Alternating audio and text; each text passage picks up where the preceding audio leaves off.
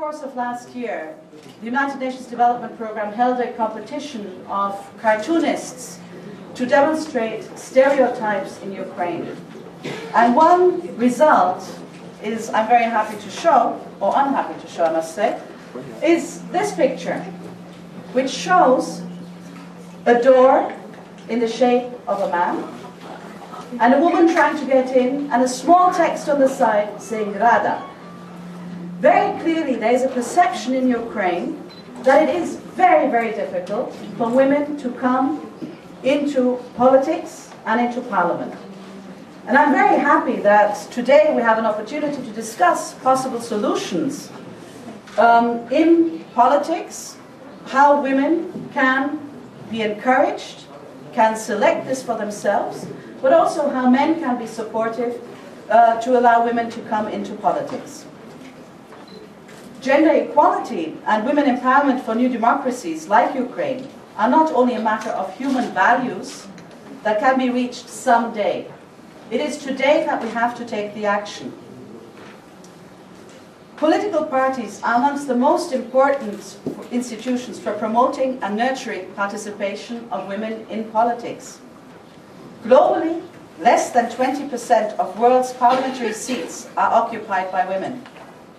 Although worldwide between 40 to 50% of party members are women, they hold only about 10% of the leadership positions within the political parties.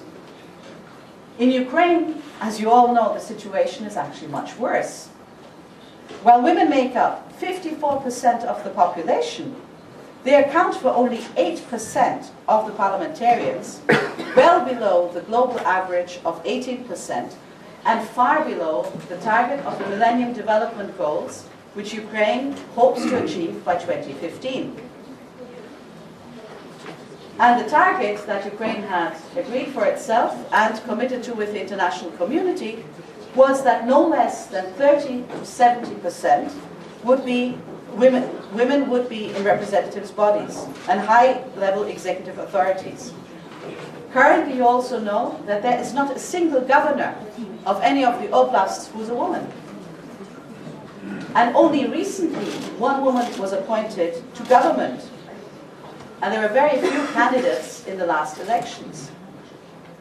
We think that the time is right now, given the upcoming parliamentary elections in Ukraine, to accumulate and to save critical energy for increasing women's political participation. And that's where the political parties themselves can play a critical role of major tools for women to reach decision-making positions.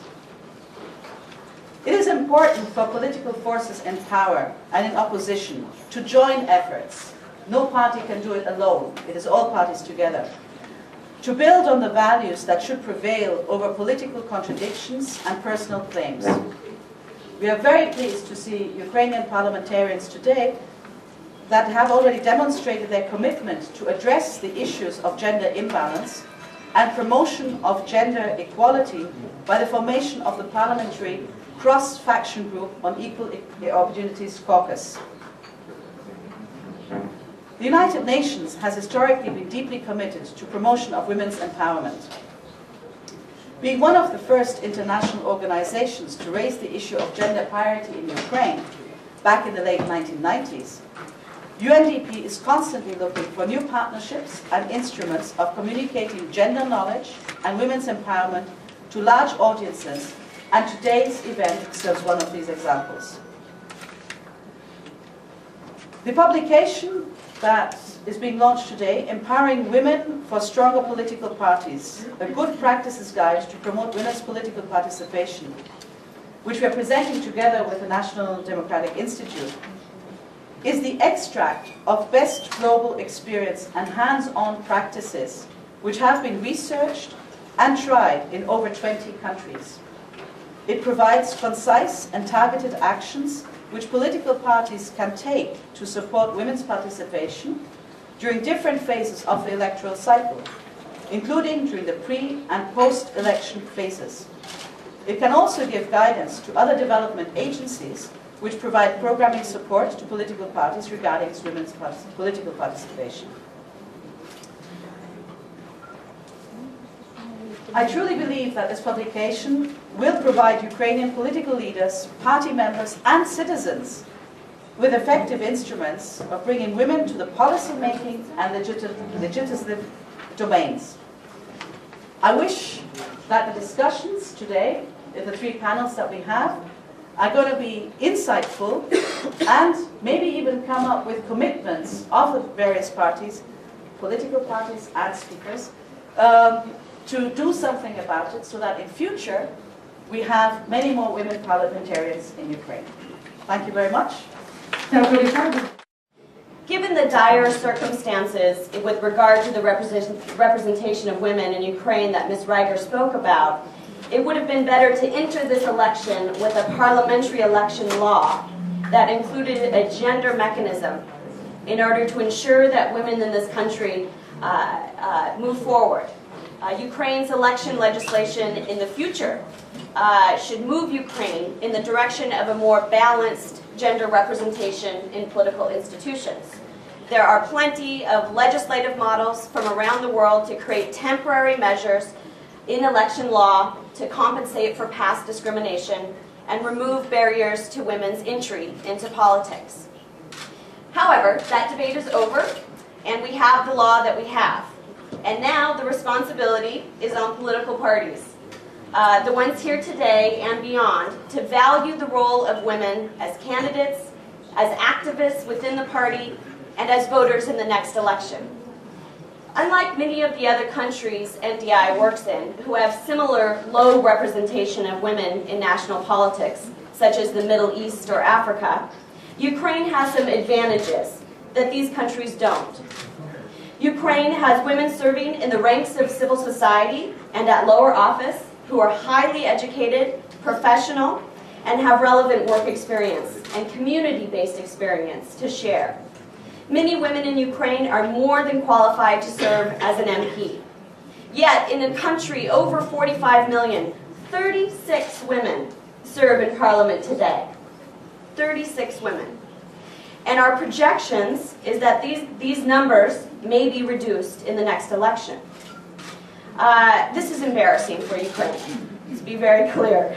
And you cannot be closer to Europe, and you cannot be more democratic without the participation in a meaningful way of women. The bad news is that the biggest barrier Ukraine faces is one of attitude. The good news is that the biggest barrier Ukraine faces is one of attitude, meaning that parties who choose to value women and change their attitude toward women in politics can dramatically change the situation by nominating women as candidates and by working in the long term to develop party structures to incorporate gender. Valuing women within political parties isn't just the right thing to do, it's the smart thing to do. After all, nearly 2/3 of all voters in Ukraine are women, which provides a huge base in which to organize from. Findings from many of the case studies in this manual demonstrate that parties around the world have increased their base of support and gained electorally after adopting reforms to promote women's empowerment.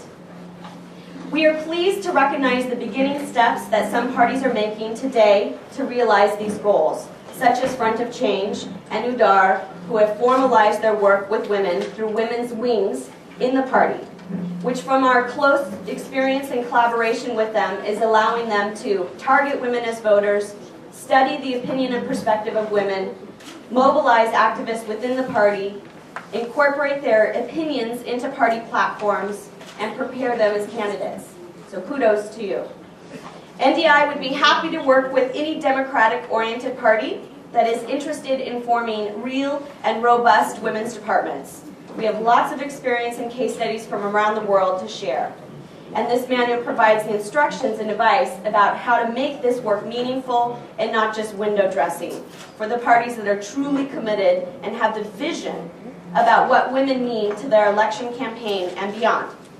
We also want to recognize the Party of Regions for their commitment to recruit and train women as candidates in the single mandate side of the list this election, as well as on the proportional side. And we look forward to helping them prepare these women for the election.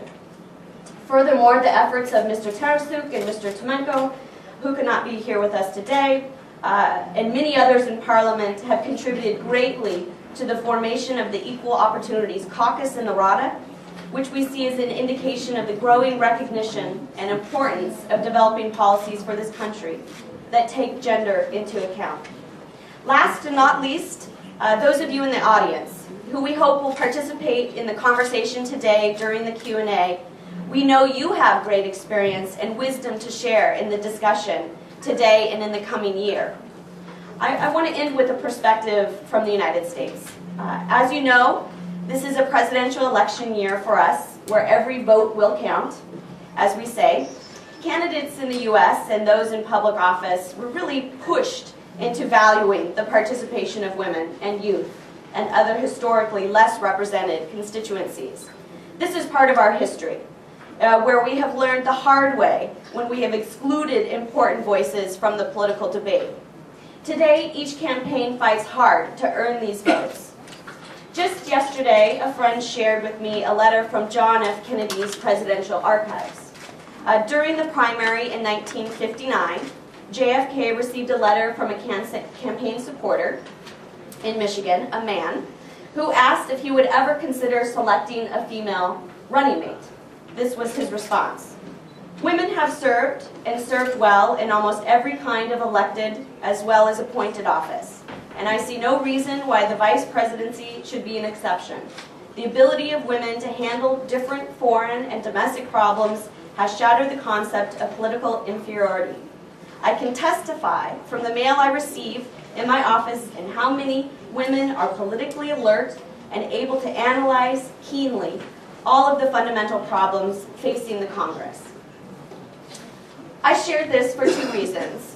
One is, my hope is that the dialogue we were having 50 years ago in the United States takes hold in Ukraine, and we can debate in these forums and elsewhere about the value and qualifications of women, and not speak from stereotypes and myths about women and Ukrainians' willingness to vote for women, which we've seen is actually not the case and not a problem from the local election.